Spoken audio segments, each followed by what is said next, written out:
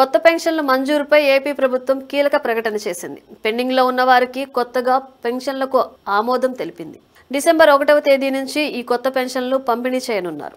ముఖ్యమంత్రి చంద్రబాబు ఏలూరు జిల్లా గోపాలపురం గ్రామంలో పెన్షన్ల పంపిణీ చేయనున్నారు. ఈ నెల పెన్షన్ల కోసం ప్రభుత్వం 2,738 కోట్లను విడుదల చేసింది.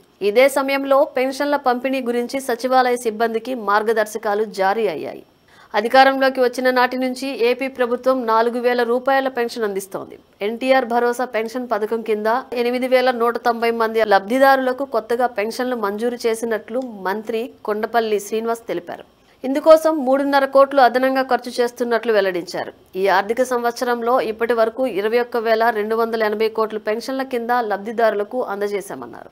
రాష్ట్రంలో గ్రామ వార్డు సచివాలయ సిబ్బంది పెన్షన్దారులకు ఇంటి వద్దనే పెన్షన్ పంపిణీ చేస్తున్నట్లు మంత్రి తెలిపారు. అనర్హుల విషయంలో ప్రభుత్వం నిర్ణయం తీసుకోవాల్సి ఉంది.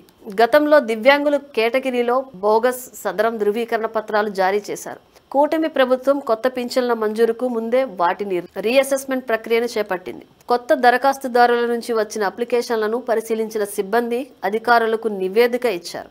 కొత్తవి మంజూరు గురించి ప్రభుత్వం ఎప్పటికప్పుడు సమీక్ష చేస్తోంది. అందులో భాగంగా తాజాగా 8,190 మందికి డిసెంబర్ 1 నుంచి కొత్త పెన్షన్లు పంపిణీ చేయనున్నారు.